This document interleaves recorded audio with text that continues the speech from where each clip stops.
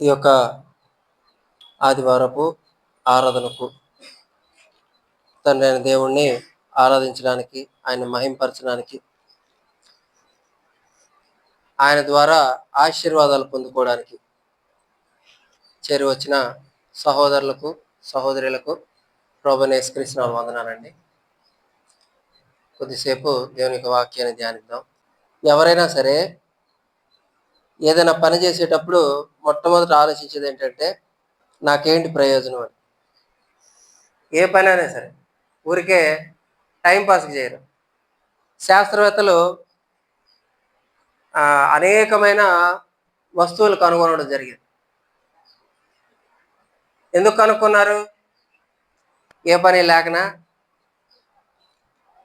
పని ఉంది అంటే ప్రయోజనం కావాలి. ఏదైనా పని తలపెడితే దానికి ఒక ప్రయోజనం కావాలి. అలాగే ఏ వ్యక్తి అయినా సరే తన సమయాన్ని వెచ్చించి 8 గంటలు ఒక దగ్గర పని చేస్తున్నాడంటే జీతం లేకుండా ఊరికనే చేస్తాడండి? ఎవరు చేయరు. అలాగే మనం కూడా దేవుని సన్నిధిలో మరి ఇలా హాజరు కావడానికి, ఆయన వాక్యాన్ని నేర్చుకోవడానికి, క్రీస్తుని అంగీకరించి క్రైస్తవులుగా జీవించడానికి మనకేమైనా ప్రయోజనం ఉందా లేదా అన్న విషయం మనకు ఒక అవగాహన కలిగి ఉండాలి. ఏమైనా ప్రయోజనం ఉందంటారా? క్రైస్తవులుగా జీవించడం వల్ల ఏమైనా ప్రయోజనం ఉందంటారా? ఉంటుంది. అది ఏమిటి అన్నది మరి ఎఫ్సీలకు రాస్తూ మొదటి పత్రికలో మనకి కొన్ని విషయాలు తెలియజేయడం జరిగింది. మన్నించాలి, మొదటి అధ్యాయంలో ఎఫ్సీలకు రాసిన పత్రిక మొదటి అధ్యాయంలోని మనం చూసినట్లయితే క్రీస్తునందు గల కొన్ని ఆశీర్వాదములు ఇక్కడ మనం చూడవచ్చు. అంటే ఇవి ఎందుకు మనం జ్ఞాపకం చేసుకోవాలి, ఎందుకు మనం ఈ విషయాన్ని తెలుసుకోవాలి అంటే, మనకి ఒక ప్రయోజనం ఉంది. క్రైస్తవులుగా జీవించడం వల్ల మనకు ఒక ప్రయోజనం ఉంది. ఆ విషయం మనకు మొదట ఒక అవగాహన కలిగి మనం ఉండాలి. లేకపోతే అనేక మంది క్రైస్తవులు అయిన తర్వాత అనేకమైన మంది మనల్ని ప్రశ్నిస్తూ ఉంటారు, ఎందుకు ఇది చేస్తున్నావు? అనవసరంగా దీనివల్ల డబ్బు రాదు, నీకు పేరు రాదు, ఏ ప్రయోజనం లేదు, అందరికీ చెడ్డ అయిపోతావు, బంధువులకు దూరం అయిపోతావు, స్నేహితులు నిన్ను దూరం చేస్తారు, ఇలా ఎవరు నిన్ను కనీసం కలుపుకుని పోరు, నువ్వు పిలిస్తే రారు. ఇలా కొన్ని సందర్భాల్లో అంటే క్రైస్తవ్యంలో మనం ఇలా కొనసాగుతున్నప్పుడు కొన్ని సమస్యలు ఎదురవుతూ ఉంటాయి. ఆ సమస్యలు ఎదురవుతున్నప్పుడు నేను ఎందుకు ఈ ప్రయాసపడుతున్నాను, వృధాగా ప్రయాసపడుతున్నానా అన్న ఒక ప్రశ్న వస్తుంటుంది మన బలహీనతను బట్టి. అప్పుడు ఈ ఆశీర్వాదాలన్నింటినీ మనం గుర్తు చేసుకోవాలి. యేసుక్రీస్తు వారి నందు, క్రీస్తు నందు దేవుడు మనకి కొన్ని ఆశీర్వాదాలని ఉంచాడు. ఆ ఆశీర్వాదాల కోసం మనం ఇక్కడ ఇంత ప్రయాసపడుతున్నాము, ఇంత తపన పడుతున్నాము. అవి మనకి రావాల్సిన నిజమైన ప్రతిఫలము అన్న విషయాన్ని మనం ఎప్పటికప్పుడు మననం చేసుకుంటూ ఉండాలి. సరే, మొట్టమొదటి ఆశీర్వాదం ఏంటంటే, ఇక్కడ మనకి 7 ఆశీర్వాదాలు ఆలోచించడానికి ప్రయత్నిద్దాం. ఇవన్నీ ఒక్కచోటే ఉన్నాయి.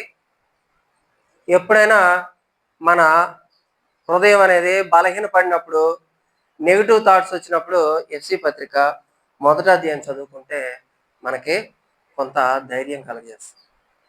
ఆ విషయాన్ని మనం దృష్టిలో పెట్టుకొని సింపుల్ ఎఫ్సీ పత్రిక మొదటి అధ్యాయం దృష్టిలో పెట్టుకుందాం. మొట్టమొదటి ఆశీర్వాదం ఏంటంటే దేవుని కుమారత్వం. దేవునికి కుమారులుగా కావాలి, ఆయన మనల్ని స్వీకరిస్తాడు. మొట్టమొదటి ఆశీర్వాదం క్రీస్తునందు ఉన్న ఆశీర్వాదాల్లో మొట్టమొదటిది ఎఫ్సీ పత్రిక మొదటి అధ్యాయము 4 నుంచి 6 వచనాలు చూసినట్లయితే, తన ప్రియుని యందు తాను ఉచితముగా తన కృపామహిమకు కీర్తి కలుగునట్లు తన చిత్త ప్రకారమైన దయా సంకల్పం చొప్పున యేసుక్రీస్తు ద్వారా తనకు కుమారులుగా స్వీకరించుటకై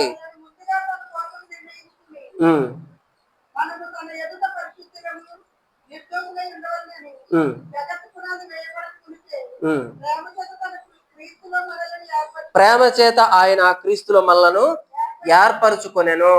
దేవుడు మనల్ని ఏర్పరచుకున్నాడంట. అందు నిమిత్తము యేసు ప్రభు వారిని నియమించాడు.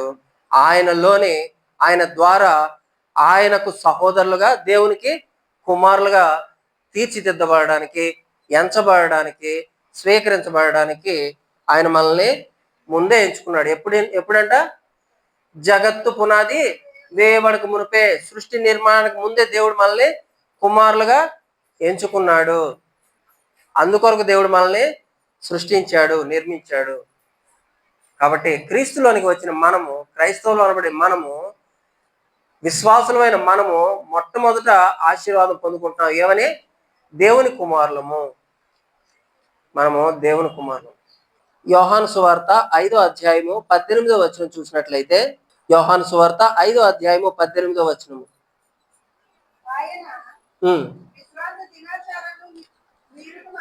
విశ్రాంతి దినాచారము మీరుట మాత్రమే గాక దేవుడు తన సొంత తండ్రి అని చెప్పి తను దేవునితో సమానుడిగా చేసుకొనెను గనుక ఇందు నిమిత్తము యూదులు ఆయనను చంపవలనని మరి ఎక్కువగా ప్రయత్నము చేసిరి. ఇక్కడ యేసుప్రభు వారు ఏం చెప్తున్నారంటే, ఎప్పుడు ఆయన ప్రసంగం చేసినా, ఎప్పుడు ఎవరితో ఏ విషయం చెప్పినా సరే, నేను నా తండ్రి అంటాడు, నేను అతని కుమారుణ్ణి అంటాడు, నా తండ్రి చెప్పినట్లుగా నేను మాట్లాడుతున్నాను అంటాడు, ఏది కూడా నా ఇష్టానుసారం చేయను, అన్ని నా తండ్రి ఏదైతే నాకు బోధించాడో వాటిని నేను బోధిస్తాను. అంటే ఇక్కడ దేవుడు తనకు తండ్రి అని చెప్పుకుంటున్నప్పుడు యూదులకు వచ్చిన సమస్య ఏంటంటే, దేవునికంటూ ఒక ఫ్యామిలీ లేదు, భౌతికంగా ఆకారం లేదు, కాబట్టి అతనికి భార్య లేదు, అతనికి పిల్లలు కూడా లేరు అన్న ఉద్దేశంతో ఉన్నారు యూదులు. ఆ సమయంలో యేసు ప్రభు వారు యెహోవా నాకు తండ్రి, నేను ఆయన కుమారుని, నా తండ్రిని నన్ను పంపించాడు, మీరు ఎదురు చూస్తున్న ఇమ్మానుయేలు నేనే అని ప్రకటిస్తున్నప్పుడు అది గ్రహించకుండా వాళ్ళు ఏమని ఆలోచిస్తున్నారు? ఎప్పటి నుంచో ఆయన చేస్తున్న ఈ బోధనలు బట్టి ఆయన చంపడానికి చూస్తున్నారంట. ఇక్కడ చూస్తే ఆయన విశ్రాంతి దినాచారము మీరుట, అంటే విశ్రాంతి దినాన్ని ఏ పని చేయకూడదు, కానీ ఈయనేమో స్వస్థతలు చేస్తారు.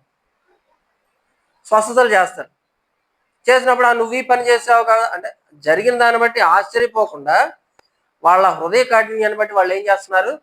యేసు ప్రభు వారిని తృణీకరించి ఆయన మీద ఒక నిందన మోపుతున్నారు. ఏంటది? విశ్రాంతి దినాచారమును మీరుతున్నాడు, అంతేగాక దేవుడు తన సొంత తండ్రి అని చెప్పి తను దేవునితో సమానునిగా చేసుకుంటున్నాడు. ఇక్కడ దేవుడే నాకు తండ్రి అని చెప్తున్నందుకు అభ్యంతరపడ్డారు. ఎందుకు అభ్యంతరపడ్డారంటే,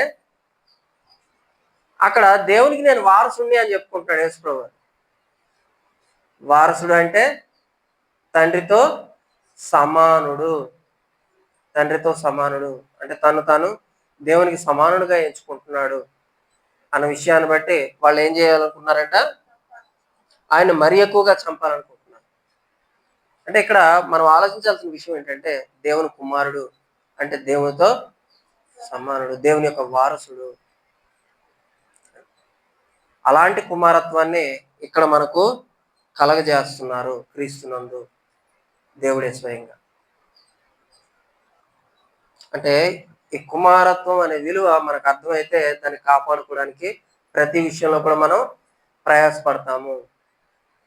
ఏదో బాప్తిజం పొందేసాము, ఏదో వెళ్ళాలి కాబట్టి వెళ్తాం, ఏదో బ్రదరు పిలుస్తారు కాబట్టి పిలిస్తే వెళ్ళాలి అన్న ఆలోచన కాకుండా ఒక్కసారి ఆలోచిస్తే, దేవుడు ఉన్నాడు, నేనున్నాను, మధ్యలో మధ్యవర్తిగా యేసు ప్రభు వారు ఉన్నాడు.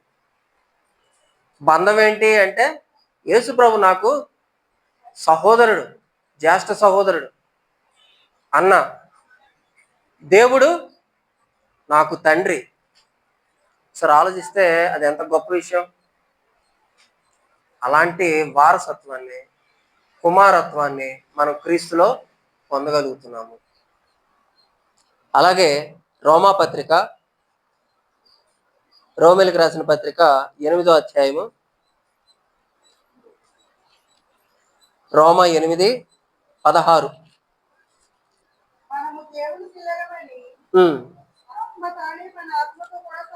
మనము దేవుని పిల్లలమని ఆత్మ తానే మన ఆత్మతో కూడా సాక్ష్యం ఇచ్చుచున్నాడు.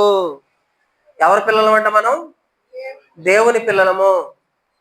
బయట చాలాసార్లు వింటాం, దేవుని బిడ్డలమండి మేము, దేవుని బిడ్డలు. ఈ ప్రసాదం తీసుకున్నట్టే దేవుని బిడ్డలమండి అని చెప్తాం. ఏంటి అసలు దేవుని పిల్లలు? ఎవరు చెప్తున్నారంటే ఈ విషయాన్ని? స్వయంగా పరిశుద్ధాత్మే మనతో సాక్ష్యం ఇస్తున్నాడు. మనకు చెప్తున్నాడు బలంగా, అయ్యా నువ్వు దేవుని కుమారుడివి, నువ్వు ఈ పని చేసేటప్పుడు ఒకసారి ఆలోచించుకో, దేవుని కుమారులకి ఇది తగింది కాదు, నువ్వు కోపడుతున్నావు, ద్వేషిస్తున్నావు, ఇతరులు హింసిస్తున్నావు, ఇతరుల పట్ల కుట్ర పనుతున్నావు, నువ్వు దేవుని కుమారుడివి, ఇలాంటి చేయవు. ఎందుకంటే స్వయంగా దేవునికి కుమారుడిగా ఎంచబడ్డావు అనే పరిశుద్ధాత్మ మనకి తెలియజేస్తుంది.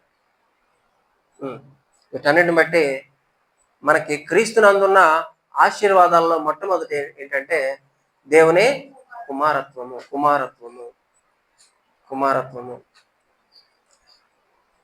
ఇప్పుడు ఎవరైనా సరే ఒక వ్యక్తి దగ్గర మనం ఎలాంటి బంధుత్వాన్నైనా సరే మనం ఫిల్ చేయొచ్చు. అంటే మనం వాళ్ళకు బదులుగా మనం అక్కడ ఉండొచ్చు. కానీ కుమారత్వాన్ని ఎవరైనా అంత ఈజీగా ఇస్తారండి? వారసత్వాన్ని ఇస్తారా? ఎందుకని? దానిలో ఎన్నో ప్రయోజనాలు ఉంటాయి. ఒక వ్యక్తి గౌరవించబడే వ్యక్తి, సమాజంలో గౌరవింపదగిన వ్యక్తి సమాజంలో ఉంటున్నప్పుడు ఏదైనా కార్యక్రమం జరిగేటప్పుడు అక్కడ ఆ వీధిలో ఏదైనా కార్యక్రమం జరిగింది, అప్పుడు పెద్దవాడిగా ఉన్న ఆ వ్యక్తిని, అయ్యా నువ్వు ఇక్కడ మన వీధిలో ఇలా కార్యక్రమం జరుగుతుంది, అందరం కలిసి జరుపుకుంటున్నావు కాబట్టి పెద్దవాడిగా నువ్వు కూడా రావాలి రా అనేటప్పుడు ఆ వ్యక్తి, అయ్యా నాకు వేరే పని ఉంది, లేకపోతే నేను రాలేను, వేరే దగ్గరికి వెళ్ళాలి, నా వారసుని పంపిస్తున్నాను, నాకు బదులుగా తీసుకెళ్ళు అని చెప్పే సందర్భాలు ఉంటాయి. అంటే కుమారుడికి ఏ స్థానాన్ని ఇచ్చి అక్కడ పంపిస్తున్నాడు తండ్రి? తన స్థానాన్ని. ఇదిగో ఇతను నా రిప్రజెంటేటివ్, ఇదిగో ఇతను వస్తే నేను వచ్చినట్టే అంటాడు. అతన్ని గౌరవిస్తే నన్ను గౌరవించినట్టే, ఒకవేళ అతన్ని అవమానిస్తే నన్ను అవమానించినట్టు. అలాంటి స్థాయి అండి కుమారత్వం అంటే. కుమారత్వం అంటే ఏదో మందలో ఒక్కడే కాదు, వారసత్వం, దేవుని కుమారుడు. అలాంటి ఆశీర్వాదం అనేది మనకు మొట్టమొదట క్రీస్తులో కలుగుతుంది. అలాగే రెండో ఆశీర్వాదం చూద్దాం. రోమిలకు రాసిన పత్రిక 6వ అధ్యాయంలో, రోమపత్రిక 6వ అధ్యాయం 16 నుంచి 18 వచనాలు చూసినట్లయితే, లోబడుటకు దేనికి మిమ్మల్ని మీరు దాసులుగా అప్పగించుకుందరో పాపమునకే గాని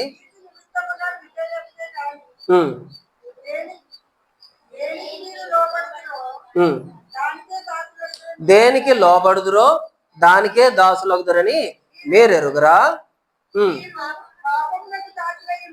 పాపమునకు దాసులై ఉంటుంది కానీ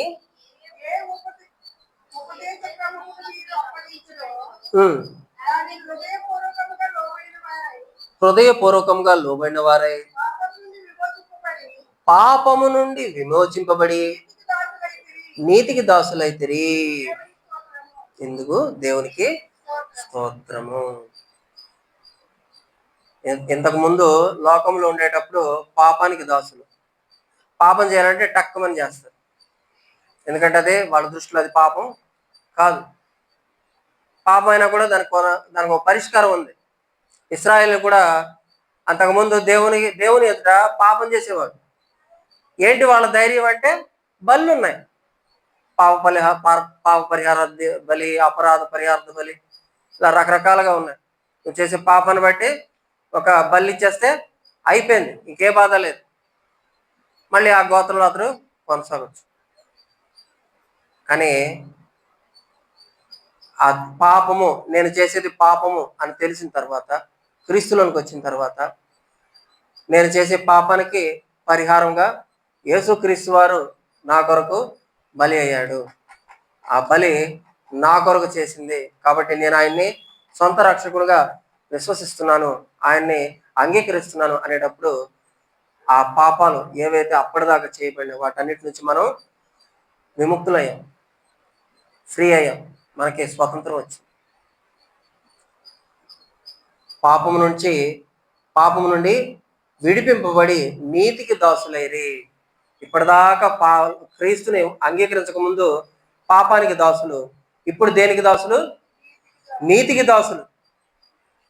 దేన్ని బట్టి అంటే పాపం నుండి మీరు విమోచించబడ్డారు. ఇది రెండవ ఆశీర్వాదం క్రీస్తునందు. పాపం నుండి విడుదల, పాపం నుండి విమోచన. ఎవ్వరు చేయలేండి ఈ లోకంలో, ఈ సృష్టిలో ఎవ్వరు చేయలేండి. ఏంటంటే పాపము నుండి విడుదల, పాపానికి ప్రాయశ్చిత్తం. అందుకే లోకంలో ఇది తెలియని వాళ్ళు ఎక్కడెక్కడికో తిరిగి కొన్ని లక్షలు ఖర్చు పెడతారు వాళ్ళ దోషాల్ని పోగొట్టుకోవడానికి.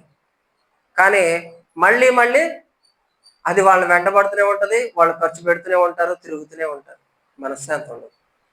కానీ మనకు ఇవ్వబడిన గొప్ప ఆశీర్వాదం ఏమిటంటే పాపం నుండి విడుదల, పాపం నుండి మనము విమోచించబడ్డాము. మొదటి పేతురు రాసిన మొదటి పత్రిక 1వ అధ్యాయము 19వ వచనము. అమూల్యమైన రక్తము చేత అనగా నిర్దోషమును నిష్కలంకమునగు గొర్రె పిల్ల బట్టి క్రీస్తు రక్తము చేత విమోచింపబడితేనని మీరు ఎరుగుదురు కదా. చాలండి. అంటే మనము విమోచించబడ్డాము, క్రీస్తుని విశ్వసించిన మనము విమోచించబడ్డాము. దేని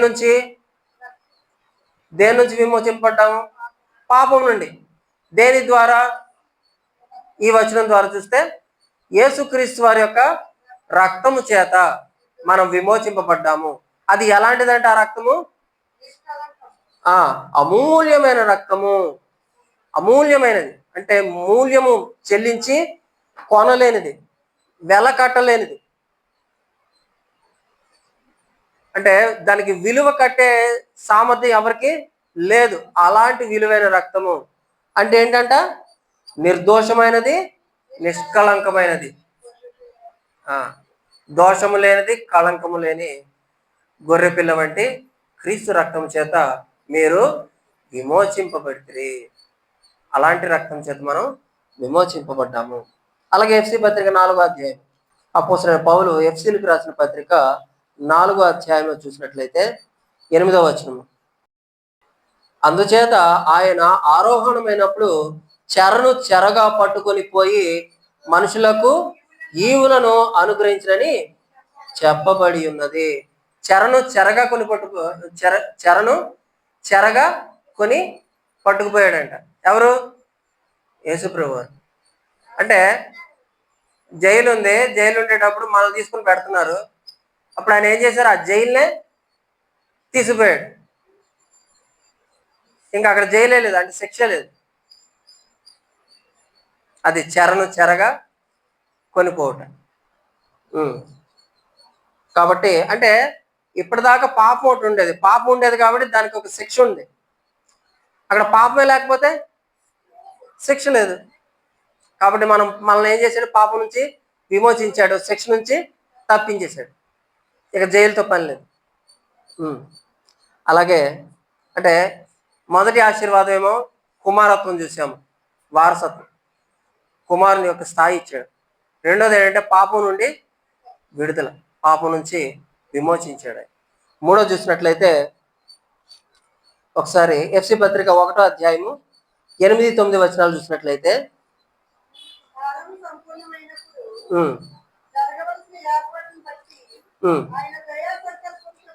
ఉమ్. తన చిత్తమును కూర్చిన మర్మం మనకు తెలియజేసి సంపూర్ణమైన జ్ఞాన వివేచన.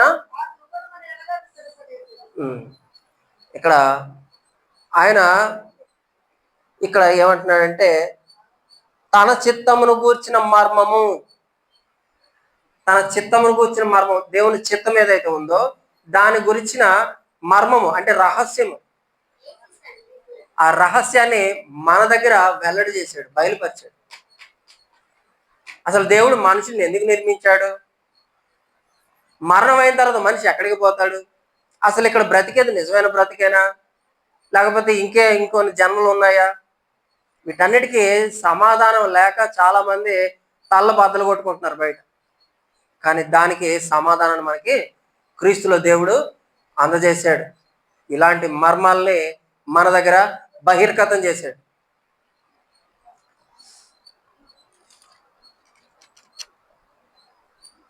అలాగే 17-19 వచనాలు, 17 నుంచి 19 వచనాలు.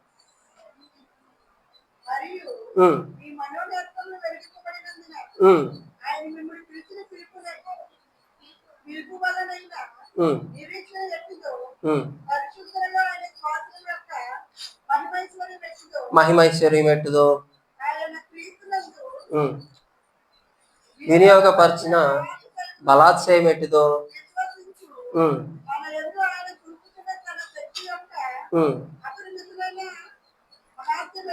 అపరిమితమైన మహాత్మ్యం ఎట్టిదో మీరు తెలుసుకొనవలెనని యేసుక్రీస్తు యొక్క ఆ దేవుడైన మహిమా స్వరూపియగు తండ్రి తన్ను తెలుసుకొనుటయందు మీకు జ్ఞానమును ప్రత్యక్షతయును గల మనసును అనుగ్రహించినట్లు పౌలు తన ప్రార్థనలో ఈ విషయాల గురించి విజ్ఞాపన చేస్తున్నాడంట. ఏవైతే మర్మాలు ఉన్నాయో వాటిని బహిర్గతమయ్యి ప్రతి ఒక్కరు కూడా తెలుసుకున్నట్లు, ఈ కుమారత్వాన్ని పొందిన ప్రతి ఒక్కరు కూడా, క్రైస్తవులుగా ఎంచబడిన ప్రతి ఒక్కరు కూడా ఈ విషయాలన్నింటినీ తెలుసుకోవాలి. ఒకవేళ ఆ మర్మాలు బయటపడకపోతే ఏంటంటే పరిస్థితి? లేనిపోయిన అబద్ధ బోధలు వస్తాయండి. లేనిపోయిన అబద్ధ బోధలన్నీ వస్తాయి. కలిపి చెరిపిడి వారు వాటిని అపార్థం చేసుకొని ఇంకా వాళ్ళ స్వకీయ దురాశల కోసం వాటిని బోధిస్తారు, అనేకుల్ని క్రీస్తు నుండి తప్పిస్తారు. కాబట్టి వీటన్నిటిని అర్థం చేసుకునే జ్ఞానం, దేవుని సంకల్పాన్ని గురించి అర్థం చేసుకునే జ్ఞానం, క్రీస్తు యొక్క ఈ అపారమైన ప్రేమ వెనకాల ఉన్న విషయానికి గల కారణం ఏమై ఉంటుంది, దాన్ని తెలుసుకోగలిగే జ్ఞానం, వీటన్నిటిని దేవుడు మీకు దయచేయాలని మిమ్మల్ని గురించి ప్రార్థన చేస్తున్నాను అంటున్నాడు. అంటే మర్మాలు ఎక్కడ బహిర్గతం అవుతాయంటే క్రీస్తులోనే బహిర్గతం అవుతాయి. అవి తెలియకపోతే మర్మంగానే ఉంటుంది. ఇక పాస్టర్ గారు ఏది చెప్తే అది. ఈరోజు ఉన్నారు కదా పాస్టర్, మా పాస్టర్ అంటావా? యేసు ప్రభు తర్వాత యేసు ప్రభు అంత తోడు. మా అన్నని ఒక్క మాట అనొద్దు, మిమ్మల్ని కనీసం ఇంట్లో గుమ్మం కూడా తొక్కనేమో అంటారు, ఇంకోసారి మీతో మాట్లాడమంటారు. లేరా? ఈరోజు చాలా మంది ఇలాంటి వాళ్ళే ఉన్నారు. మనుషులు పూజించేవాడు, మనుషులను ఆరాధించేవారు, దేవుని స్థానాన్ని మనుషులకు కలగజేసేవారు. ఎందుకున్నారంటే ఈ విషయాలు అర్థం కాక. సరే, ఇక్కడ సంపూర్ణ జ్ఞాన వివేచన, ఆయన చిత్తమును గూర్చిన మర్మము బహిర్గతము చేయబడిను. ఎక్కడంటే క్రీస్తునందు. ఇది 3వ ఆశీర్వాదం. మర్మాలు అంటే రహస్యాలు ఎవరితో చెప్పుకుంటారండి? ఎవరైనా నమ్మకమైన వారితోనూ తన సొంత వారితోనూ చెప్పుకుంటారు. ఇప్పుడు మనం ఎవరికి సొంత వాళ్ళం? దేవునికి, యేసు ప్రభు వారి ద్వారా. అది ఆయన మనకిచ్చిన స్థానం. ఇంకొక మాట ఉంది హెబ్రీ పత్రికలో, ఇక్కడ ఏం జరుగుతుందని దేవదూతలు అంట తొంగి చూస్తూ ఉంటారు. సంఘంలో ఏం జరుగుతుందని పరలోకం నుండి దేవదూతలు తొంగి చూస్తారు. ఎందుకు? వాళ్ళకి అవి బహిర్గతం కాలేదు.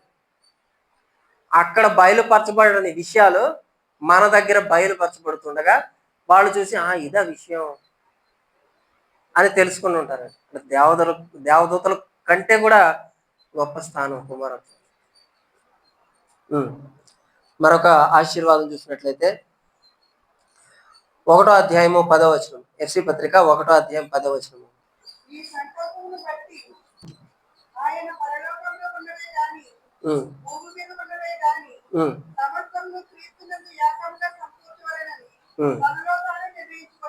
అది దేవుడు తనలో తాను నిర్ణయించుకున్నాడట. ఏమని? పరలోకాన్ని భూలోకాన్ని ఏకం చేయాలని. ఎవరి ద్వారా? క్రీస్తు ద్వారా. క్రీస్తు ద్వారా పరలోకం ఎక్కడ, భూలోకం ఎక్కడ? కానీ రెండింటినీ ఏకం చేయాలి. నా కుమారులు భూమి నుండి పరలోకానికి ఎక్కి రావాలి క్రీస్తు ద్వారా. ఇది దేవుడు నిర్ణయించుకున్నాడు. పరలోకాన్ని భూలోకాన్ని ఏకం చేయడం. సరే ఆలోచించండి. అంటే పరలోకం ఎక్కడ, భూలోకం ఎక్కడ? ఇప్పుడు వేరే లోకం అంటూ ఉన్నది, దానికి ఒక మార్గం కోసం ఎంత ప్రయాసపడుతున్నారండి. రాకెట్లు పంపిస్తున్నారు, శాటిలైట్లు వదులుతున్నారు, ఇంకేవేవో రీసెర్చ్లు చేస్తున్నారు. ఈయన చేస్తున్నా కూడా వేరే లోకాన్ని కనుగోగలిగారా? కనుక్కోలేకపోయారు. అది ఎవరి చేతిలో ఉంది? దేవుని చేతిలో ఉంది. ఆయనే పరలోకాన్ని భూలోకాన్ని క్రీస్తు ద్వారా ఏకం చేశాడు. ఈ భౌతిక సంబంధమైన ఈ కళ్ళకు కనబడతాయి ఆ లోకాలు. ఆత్మ సంబంధంగా క్రీస్తులో ఉన్నవారు మాత్రమే వీటిని చూడగలుగుతారు. ఇది వివరించుకోవడానికి మనం సరిపోం నిజానికి. కొలసీలకు రాసిన పత్రిక 1వ అధ్యాయం 13వ వచనం చూసినట్లయితే, కొలసీ 1:13.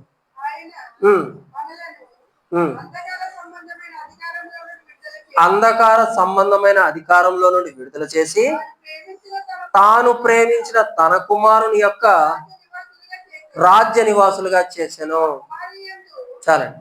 ఇక్కడ అంధకార సంబంధమైన రాజ్యంలో ఉండేవాడు ఎప్పుడు? లోక సంబంధంగా బ్రతికేటప్పుడు, పాపం చేస్తూ జీవించినప్పుడు. అలాంటి రాజ్యం నుంచి మనల్ని ఏం చేశాడంట? విడుదల చేశాడు. అంధకార సంబంధమైన అధికారము ఎవరికి ఉంది? అధికారం అంటే సాతానుకు ఉంది. సాతాను రాజ్యంలో ఉన్న మనల్ని వాడి రాజ్యం నుంచి విడుదల చేసి ఏం చేశాడంట? తాను ప్రేమించిన తన కుమారుడు. ఎవరి కుమారుడు? యేసుప్రభు, దేవుడు ప్రేమించిన కుమారుడు. ఆయన యొక్క రాజ్య నివాసులుగా చేశాడు. దేవుని రాజ్యం ఎక్కడుంది? పరలోకంలో ఉంది. అలాంటి పరలోకంలో రాజ్యానికి ప్రతిబింబంగా దేవుడు భూమి మీద ఏమిచ్చాడు? క్రీస్తు సంఘాన్ని ఇచ్చాడు. క్రీస్తు సంఘాన్ని ఇచ్చాడు. క్రీస్తునందు ఉన్న మనము ఎక్కడ వారసులము? పరలోకానికి వారసు. ఎక్కడ పరలోకము, ఎక్కడ భూమి? ఎక్కడున్న మనము పరలోకంలో వారసులము. క్రీస్తునందు ఏకం చేసేసాడు రెండింటిని కూడా. అలాగే మత్తయి సువార్త 10వ అధ్యాయము, మత్తయి సువార్త 10వ అధ్యాయము 32వ వచనం చూసినట్లయితే,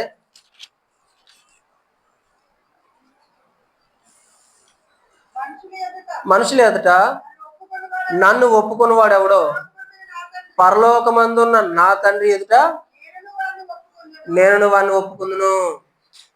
ఇక్కడ ఎవరైతే నన్ను ఒప్పుకుంటారో నా తండ్రి ఎదుట వాడిని నేను ఒప్పుకుంటాను అని యేసుప్రభువు వారు చెప్తున్నాడు. అంటే భూమి మీద మనం ఆయన్ని ఒప్పుకుంటే ఆయన మనల్ని పరలోకంలో ఒప్పుకుంటాడు. భూమిని పరలోక రాజ్యాన్ని ఏకం చేశాడు. అలాగే ఇంకో వచనం చూద్దాం. యోహాను సువార్త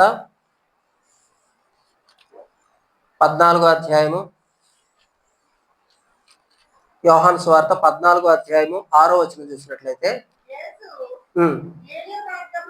నేనే మార్గమును సత్యమును జీవమును, నా ద్వారానే తప్ప ఎవ్వడును తండ్రి వద్దకు రాడు. ఇక నేనే గేటు.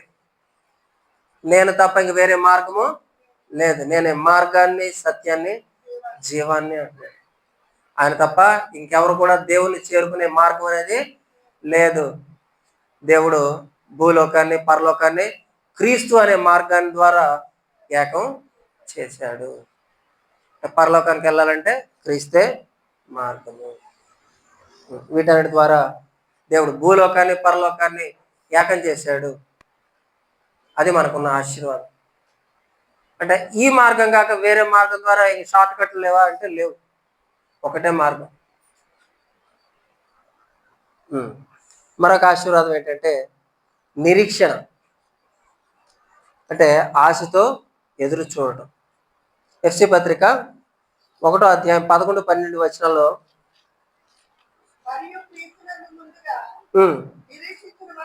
నిరీక్షించిన మనం, క్రీస్తునందు ముందుగా నిరీక్షించిన మనము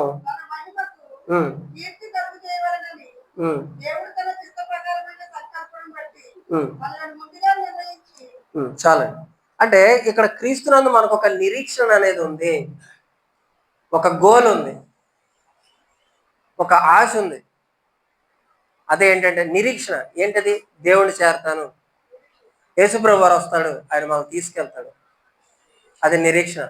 ఈ ఆత్మ దేవుని చేత భూమి మీదకి పంపబడిన ఆత్మ మరలా దేవునికి చేరాలి, అది నిరీక్షణ. తీతుకు రాసిన పత్రిక 2వ అధ్యాయము 12వ వచనం చూసినట్లయితే, తీతుకు రాసిన పత్రిక 2వ అధ్యాయము 12వ వచనం.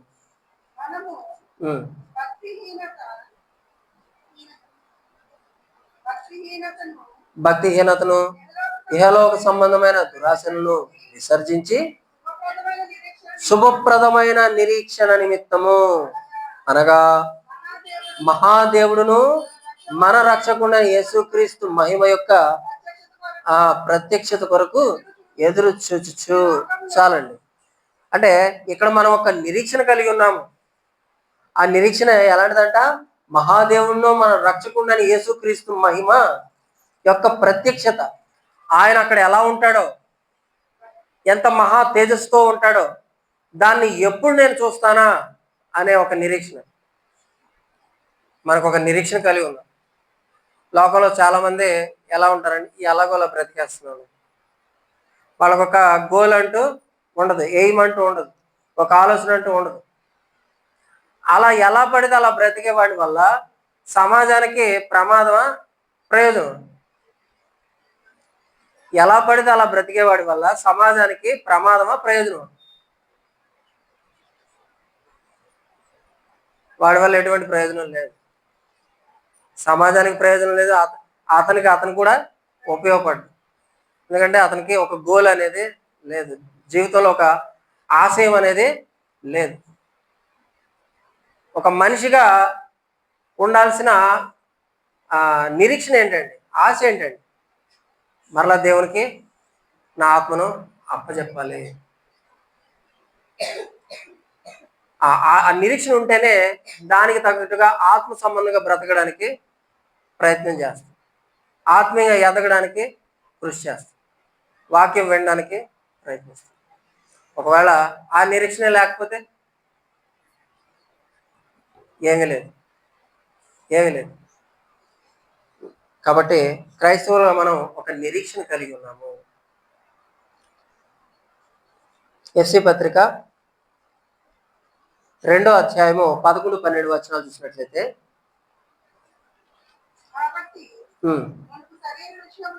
మునుపు శరీర విషయంలో మునుపు అన్యజనులై ఉండి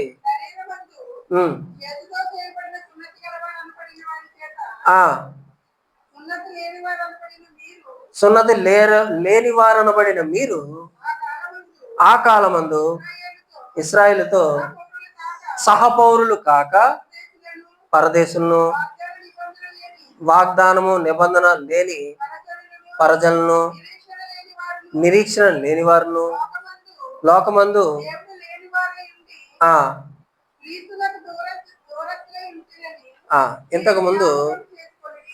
ఇంతకుముందు క్రీస్తుకు దూరస్తులై ఉన్నారు. వేటిని బట్టి దూరస్తులై ఉన్నారు అన్నది లిస్ట్ ఇచ్చాడు. సున్నత లేదు, నిబంధన లేదు. కాబట్టి అనేజనులు, పరదేశులు, పరజనులు అనబడ్డారు. కానీ ఇప్పుడు ఏముంది? నిరీక్షణ ఉంది. కాబట్టి మీరు క్రీస్తుకు దూరస్తులు కాదు, సన్నిహితులు, దగ్గరవారు.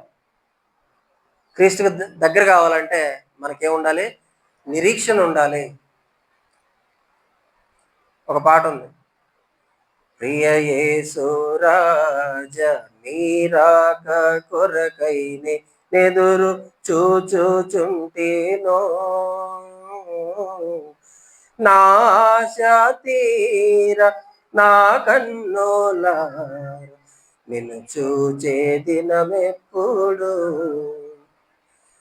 నిరీక్షణ గలవారు ఆయన ఎప్పుడు చూస్తానా, ఆయన ఎప్పుడు కలుస్తానా, దేవుణ్ణి ఎప్పుడు మహింపరుస్తానా. ఇప్పుడు ఇక్కడ ఆరాధిస్తున్నాం, ఒక సమయం వస్తుంది, ఆ సమయంలో యేసుప్రభువు వారు మనం తీసుకొని స్వయంగా దేవుడి ముందు ఆయన సన్నిధిలో ఆరాధించే భాగ్యం ఈ గాత్రాలతో, ఈ క్రియల ద్వారా. ఎంత గొప్ప భాగ్యం అండి. దాని కొరకు ఏం కలిగి ఉన్నాం మనం? నిరీక్షణ కలిగి ఉన్నాం. నిరీక్షణ కూడా ఒక గొప్ప ఆశీర్వాదం. అలాగే ఎఫ్సి పత్రిక 2వ అధ్యాయం 7వ వచనంలో మరొక ఆశీర్వాదము,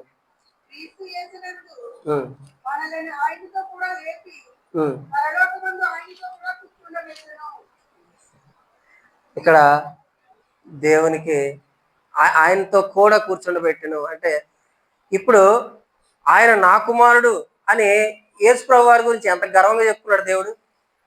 ఆయన భూమి మీద చెప్పుకునేటప్పుడు, భూమి మీద యేసుప్రభు వారు ఒక క్రియ జరిగిస్తున్నప్పుడు, ఏనే నా ప్రియ కుమారుడు, ఏనే అందు నేను ఆనందించున్నాను అని బాప్తిజం పొందేటప్పుడు చెప్పాడు. అలాగే ఆయన మహిమా స్వరూపం ధరించుకున్నప్పుడు, ఈయన నా కుమారుడు, నా ప్రియ కుమారుడు, ఈయన మాట మీరు వినండి అని శిష్యులతో చెప్పడం జరిగింది కొండ మీద. ఇలా కొన్ని సందర్భాల్లో దేవుడు తన ఎంతో గర్వంగా చెప్పుకున్నట్టు అనిపిస్తుంది, ఈయనే నా ప్రియ కుమారుడు అని. ఇప్పుడు మనం దేవుడు చెప్పినట్టుగా బ్రతికితే మనం కూడా ఆయనకు స్వాస్థ్యంగా అక్కడ అప్పగింపబడతాం. ఆయన గర్వంగా వాటిని మనల్ని తీసుకుంటాడు ప్రేమగా. అంటే దేవునికి మనము స్వాస్థ్యమై ఉన్నాము. దేవుని యొక్క ఏమంటారు సంపద, దేవునికి సంపద ఎవరంటే మనమే. అందుకొరగా దేవుడు క్రీస్తుని ఈ భూమి మీదకి పంపించి మనల్ని రక్షించేలాగా చేర్చాడు క్రీస్తునందు. కాబట్టి మనము దేవుని యొక్క స్వాస్థ్యము, అది మనం నమ్మాలి. దేవుని యొక్క స్వాస్థ్యం అంటే సంపద, ప్రాపర్టీ ఎలా ఉంటుందండి? దేవుడు శ్రేష్టమైన వాటిని ఎంచుకుంటాడా? ఎందుకు పనికిమాలిన వాటిని అంటే హీనమైన వాటిని ఎంచుకుంటాడా? శ్రేష్టమైన వాటిని ఆయన తీసుకుంటాడు. దేవుడికి శ్రేష్టమైనవే కావాలి. ఎలా పడితే అలా ఉంటే నడవదు, దేవుడికి అవసరం లేదు. కాబట్టి అలాంటి స్వాస్థ్యంగా మనం బ్రతకడానికి ప్రయత్నించాలి. అలాగే 1వ అధ్యాయం 11-12 వచనాల్లోనే క్రీస్తునందు ముందుగా నిర్ణయించిన మనము తన మహిమకు కీర్తి కలుగజేయవలెనండి. ఎవరు కలుగజేయాలంటే దేవుని మహిమకు కీర్తి మనము కలుగజేయాలి. దేవుని మహిమకు మనము కీర్తి కలుగజేయాలి, దేవుని మహిమపరచాలి. ఎలా మహిమపరచాలి? మన జీవితం ద్వారా, క్రియల ద్వారా, మాటల ద్వారా, ప్రవర్తన ద్వారా దేవునికి మహిమ కలుగజేయాల్సిన మనము దేవునికి స్వాస్థ్యమై ఉన్నాం. దేవుడు తన చిత్త ప్రకారమైన సంకల్పం బట్టి మనల్ని ముందుగా నిర్ణయించి, దేవుడు ముందుగానే తన స్వాస్థ్యంగా మనల్ని నిర్ణయించుకున్నాడు. ఇప్పుడు ఎలా పడితే అలాగా ఏదైనా వస్తువుని మనం కొన్నాము ఎంతో ఇష్టంగా, దాన్ని పక్కన పెట్టాము, అవసరం వచ్చినప్పుడు అది వాడబడాలి. అది అవసరం వచ్చినప్పుడు తీద్దాం అనుకున్నాం, అవసరం వచ్చింది ముడదామని వెళ్ళేసరికి దానికి మొత్తం మురికి పెట్టింది, వాడతామా? వాళ్ళే. అలాగే దేవుడు కూడా యేసుప్రభువుని మరలా రెండోసారి పంపించి నా కుమారులు పిలుచుకురా అని చెప్పినప్పుడు మనం సరైన క్రమంలో లేకపోతే దేవుడు మనం తీసుకుంటాడా స్వాస్థ్యంగా? తీసుకోలేడు. కాబట్టి సిద్ధంగా ఉండాలి. నేను దేవుని స్వాస్థ్యాన్ని, కాబట్టి అన్ని రకాలుగా నేను సిద్ధంగా ఉండాలి అన్న ఉద్దేశం నేను కలిగి ఉండాలి. అలాగే ఒకసారి ఇదే విషయం ఇశ్రాయేలుతో కూడా దేవుడు చెప్పాడు. నిర్గమాకాండము 19వ అధ్యాయము 5వ వచనం చూసినట్లయితే,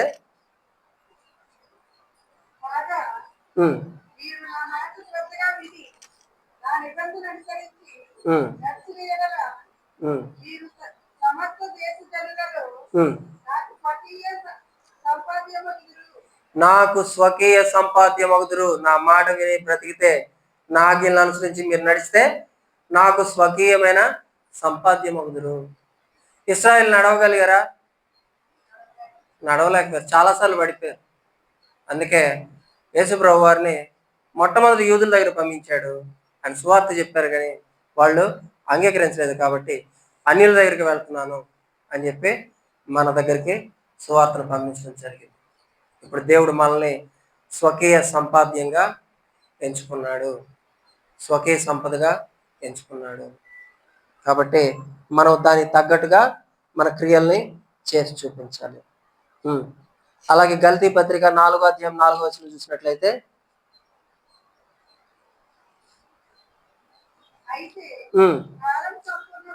కాలము పరిపూర్ణమైనప్పుడు దేవుడు తన కుమారుని పంపెను. స్త్రీ యందు పుట్టి దత్తపుత్రము కావాలని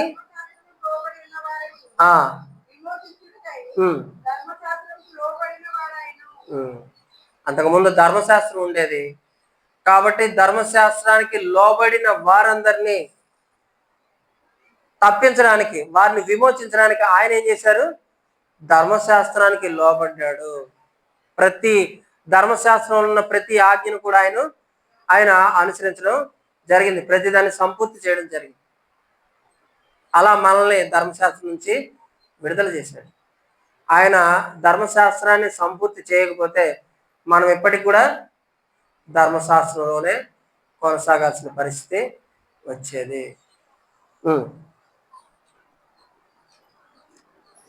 అలాగే కొరింథీయులకు రాసిన మొదటి పత్రిక 6వ అధ్యాయము 19వ వచనం. 1 కొరింథీ 6:19. మీ దేహము దేవుని వలన మీకు అనుగ్రహింపబడి మీలోనున్న పరిశుద్ధాత్మకు ఆలయమై ఉన్నారని మీరు ఎరుగరా? మీరు మీ సొత్తు కారు, విలువ పెట్టి కొనబడి ఉన్నవారు కనుక మీ దేహంతో దేవుని మహింపరచుడి. ఇక్కడ ఏమంటున్నా అంటే, మీ దేహము దేవుని వల్ల మీకు అనుగ్రహింపబడి, అంటే ఈ జీవితాన్ని ఎవరు దయచేశారంటే మనకి దేవుడే ఇచ్చాడు. ఈ దేహం ఎవరు అనుగ్రహించారంటే దేవుడు అనుగ్రహించాడు. ఈ అవగాహన లేని వారు ఏమంటారంటే, మేము మా అమ్మ నాన్న పుట్టామంట. నిజమే, నీకు తల్లిదండ్రులని దేవుడే ఇచ్చాడు, వారికి నువ్వు పుట్టాలని నిర్ణయించింది దేవుడే. కానీ అనుగ్రహించింది ఎవరంటే తల్లిదండ్రులు కాదు. ఒకవేళ తల్లిదండ్రులు అనుగ్రహించేవారైతే అందరూ మగపిల్లలే ఉంటారు, వాళ్ళ చేతిలో ఉండేది. అనుగ్రహించేది ఎవరంటే దేవుడు. దేహాన్ని అనుగ్రహించిన దేవుడు ఏమని ఆలోచించాడట? మీలోనున్న పరిశుద్ధాత్మకు ఆలయమై ఉన్నందున, మీలోనున్న పరిశుద్ధాత్మకు ఆలయమై ఉన్నదని మీరు ఎరుగరా? ఇప్పుడు క్రైస్తవుల గురించి మాట్లాడుతున్నాడు. ఎవరైతే క్రీస్తుని అంగీకరించారో, బాప్తిజం పొందారో, అప్పుడే పరిశుద్ధాత్మని వరాన్ని మనం పొందుకున్నాం. అప్పుడు పరిశుద్ధాత్మ ఎక్కడ నివాసం చేస్తున్నాడు? దేహంలో నివాసం చేస్తున్నాడు. కాబట్టి దేహంతో దేవుని మహింపరచండి అంట. ఎందుకు పరిశుద్ధాత్మను మనలో ఉంచాడు? ఎందుకంటే మనం ఆయన స్వాస్థ్యము, ఆయన స్వకీయ సంపద. కాబట్టి ముందుగానే పరిశుద్ధాత్మని మనలో ఉంచాడు. ఇప్పుడు ఒక విషయం ఆలోచిద్దాం. పరిశుద్ధాత్మ ఉన్న వ్యక్తి ఎలా ప్రవర్తిస్తాడు? పరిశుద్ధాత్మ ఉన్న వ్యక్తి ఎలా ప్రవర్తిస్తాడు? లోకానుసారంగా ఆలోచనలు చేస్తాడా, లేకపోతే దైవ సంబంధంగా ఆలోచన చేస్తాడా? దేవునికి ఇష్టడుగా బ్రతుకుతాడా, లేకపోతే తన ఇష్టానుసారంగా ఎంజాయ్ చేయడానికి చూస్తాడా? దేవునికి ఇష్టగా బ్రతకడానికి చూస్తాడు. వాక్యానికి విలువిస్తాడా? లోకానికి విలువిస్తాడా? వాక్యానికి విలువిస్తాడు. ఎవరు? పరిశుద్ధాత్మ నివాసం చేస్తున్నది. ఒకవేళ నేను అలా లేను అంటే పరిశుద్ధాత్మ నాలో లేడు, వెళ్ళిపోయాడు, విడిచిపెట్టి వెళ్ళిపోయాడు అని అర్థం. ఈ విషయం ఒకసారి గమనించుకోవాలి. అలాగే మొదటి పేతురు పత్రిక,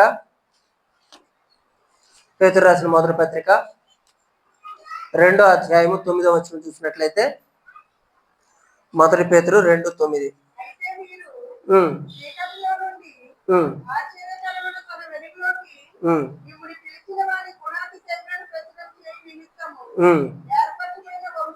ఏర్పరచబడిన వంశమును, రాజులైన యాజక సమూహమును, పరిశుద్ధ జనమును, దేవుని సొత్తైన ప్రజలై ఉన్నారు. దేవుని స్వాస్థ్యం.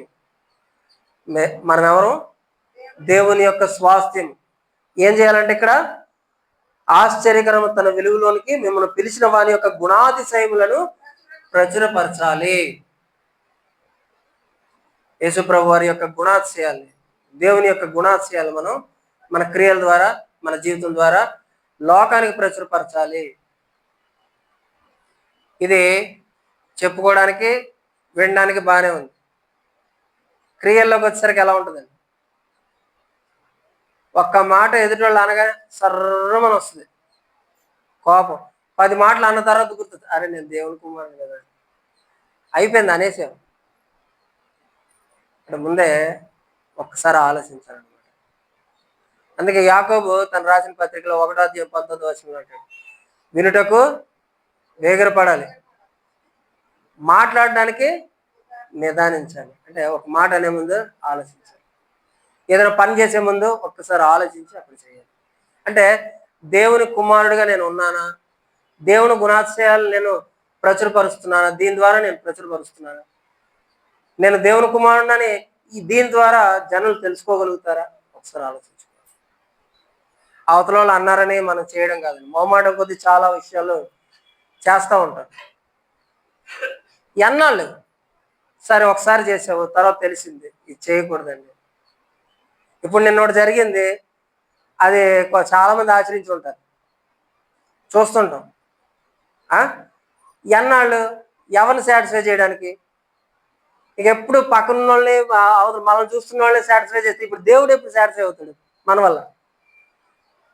మొట్టమొదటి సాటిస్ఫై చేయాల్సింది దేవుణ్ణి.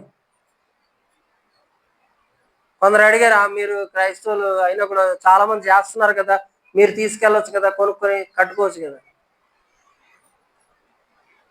అవసరం ఏముంది? దేవుడు చెప్పాడా? దేవుడు చెప్పింది చేద్దాం, చెప్పండి వదిలేద్దాం. మనుషులు చెప్పారండి మనం ఎందుకు చేయాలి?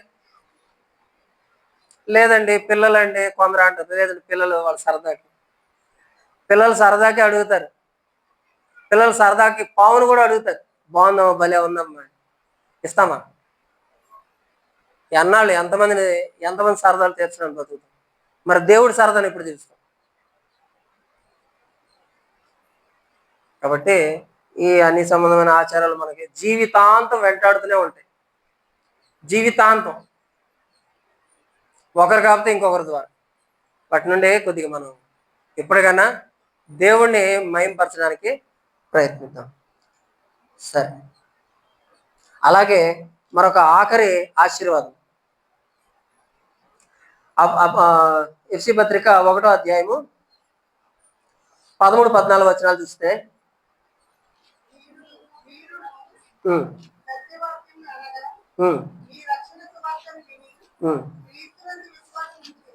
క్రీస్తునందు విశ్వాసం ఉంచి వాగ్దానము చేయబడిన ఆత్మ చేత ముద్రింపబడితే. వాగ్దానము చేయబడిన ఆత్మ. ఒకసారి ఎఫ్సి అపోస్తుల కార్యాలు 2వ అధ్యాయము 38వ వచనం ఒకసారి చూసినట్లయితే, ఈ వాగ్దానం చేయబడిన ఆత్మ గురించి పేతురు చెప్తాడు. మీరు మారు మనసు పొంది పాప క్షమాపణ నిమిత్తము ప్రతి వాడును యేసుక్రీస్తు నామమున బాప్తిస్మం పొందుడి, అప్పుడు పరిశుద్ధాత్మ అను వరమును పొందుదురు. బాప్తిజంలో మనం పొందే ఆత్మ పరిశుద్ధాత్మ అనే వరమును పొందుతున్నాము. ఈ ఆత్మ గురించి ఇక్కడ చెప్తున్నాడు ఎఫ్సి పత్రికలో. మీరు సత్యవాక్యమును అనగా మీ రక్షణ సువార్తను విని క్రీస్తునందు విశ్వాసం ఉంచి చేయబడిన ఆత్మ, వాగ్దానము చేయబడిన ఆత్మ ఎవరు? పరిశుద్ధాత్మ. పరిశుద్ధాత్మ చేత మనము ముద్రింపబడ్డాము. ఇంకా దేవుని మహిమకు కీర్తి కలుగుటకై ఆయన సంపాదించుకొనిన ప్రజలకు విమోచనము కలుగు నిమిత్తము ఈ ఆత్మ మనకు స్వాస్థ్యమునకు సంచకరువుగా ఉన్నాడు. ఎంతమంది చెప్పుకున్నాం, ఇవ్వబడే స్వాస్థ్యానికి ముందుగానే సంచకరువుగా పరిశుద్ధాత్మ మనకు వరంగా ఇవ్వబడ్డాడు. అంటే అడ్వాన్స్గా ఇవ్వబడ్డాడు. అంటే ఎప్పటిదాకా పరిశుద్ధాత్మ మనలో ఉండేటట్టుగా మనం ప్రవర్తిస్తామో వాళ్ళకి నిత్య జీవము గ్యారెంటీ. పరిశుద్ధాత్మను కాపాడుకోవాలి, అది ముందుగానే అడ్వాన్స్ ఇచ్చేసాడు. ఇక్కడ మన క్రియల ద్వారా అసలు సంపాదించుకోవాలి. సరే, అలాగే యోహాను సువార్త 14వ అధ్యాయము 16వ వచనం చూసినట్లయితే, యోహాను సువార్త 14వ అధ్యాయము 16వ వచనం. తండ్రిని వేడుకొందును,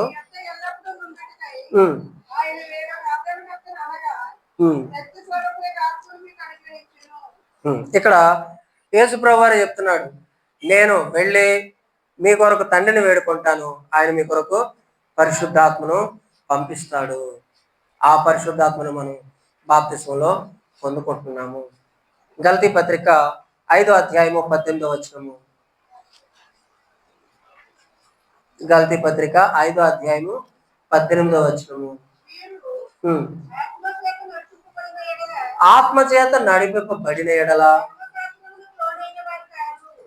ధర్మశాస్త్రమునకు లోనైన వారు కారు. అంటే పరిశుద్ధాత్మ ఎవరినైతే నడిపిస్తాడో వాళ్ళు ఇతర అన్య సంబంధమైన ఆచారాలు కానీ, ఏమంటారు, పారంపర్య ఆచారాలు కానీ ఇవన్నీ చేయాల్సిన అవసరం లేదు.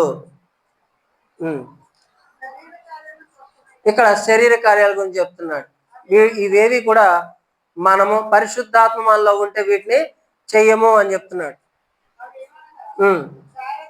జారత్వము, అపవిత్రత, కామకత్వము, విగ్రహారాధన, అభిచారము, ద్వేషములు, కలహములు, మత్సరములు, కక్షలు, భేదములు, విమతములు, అసూయలు, మత్తతలు, అల్లరితో కూడిన ఆటపాటలు మొదలైనవి. ఇప్పుడు అల్లరితో కూడిన ఆటపాటలు మొదలవుతాయి. అట్లా మనం పాలు పంపులు పొందుకోకూడదు. మన పిల్లలు కూడా అక్కడికి వెళ్ళకుండా చూసుకోవాలి. జాగ్రత్తగా ఉండాలి ఈ విషయాలు. అలాగే 1 కొరింథీ పత్రిక 6వ అధ్యాయం 18వ వచనం చూసినట్లయితే, 1 కొరింథీ 6:18 పరిశుద్ధాత్మ గురించి.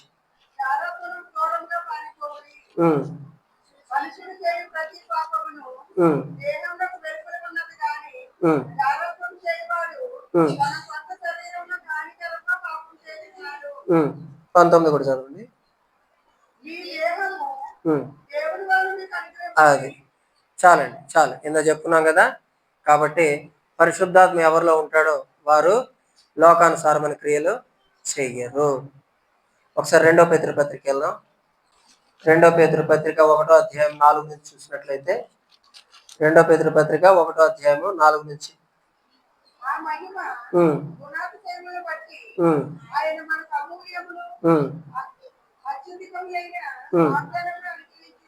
దేవుడు మనకి ఎలాంటి వాగ్దానం అనుగ్రహించున్నాడు? అమూల్యమును అత్యధికములైన వాగ్దానము. అమూల్యమైనవి, అత్యధికమైనవి. అంటే ఇంకెవ్వరు ఇవ్వలేరు, ఇంకా భూమి మీద ఎవ్వరూ ఇవ్వలేరు. అంతకు మించిన ఇక ధనవంతుడు ఎవరు ఉండరు. అలాంటి వాగ్దానాలు దేవుడు మనకి అందించాడు. ఎందుకంటే ఆయన మనల్ని కుమారులుగా స్వీకరించాడు కాబట్టి ఈ ఆశీర్వాదాలన్నింటిని బట్టి మనం దేవుని కుమారులుగా జీవించడం అనేది, అంటే క్రీస్తులో ఉన్న ఆశీర్వాదాలు గొప్పవా లోకంలో ఉన్న ఆశీర్వాదాలు గొప్పవా అన్నది ఒకసారి ఆలోచించుకొని, ఒకవేళ క్రీస్తు యొక్క ఆశీర్వాదం, క్రీస్తులో ఉన్న ఆశీర్వాదాలు గొప్పవని గ్రహించగలిగితే వాటికి అనుగుణంగా బ్రతకాలి. అప్పుడే క్రైస్తవ్యానికి మనము సార్థకత చేకూర్చుకోగలిగిన వారము అవుతాం.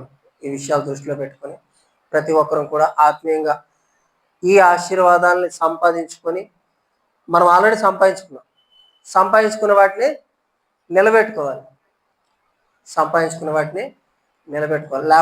లేకపోతే ఇవి కూడా తీసివేయబడతాయి. గమనించి ప్రతి ఒక్కరు కూడా మెండైన దీవెనలు దేవుని చేత పొందుకోవాలని, భౌతిక సంబంధమైన ఆశీర్వాదాలు ఎలాగో అడుగుతాం మనం దేవుడిని, అవివు ఇవివు, కానీ ఎక్కువ వేటిని అడగాలి? ఆత్మ సంబంధమైన ఆశీర్వాదాలను అడగాలి. నువ్వు ఇచ్చిన ఆశీర్వాదాలు నిలబెట్టుకునే అర్హతను నేను కలిగి ఉండటకు సహాయం దయచేయమని అడగాలి. ప్రతి ఒక్కరు కూడా ప్రార్థనలో వీటన్నిటిని జ్ఞాపకం చేసుకుంటూ మరి ఆత్మీయంగా ఎదగాలని నన్ను నేను హెచ్చరించుకుంటూ మీకు కూడా తెలియజేస్తూ, ఓపికతో వాక్యాన్ని ఇప్పటి వరకు విన్న మీ అందరికీ మన ప్రభువైన యేసుక్రీస్తు నామమున వందనాలు చెల్లించుకుంటూ ముగిస్తున్నాను.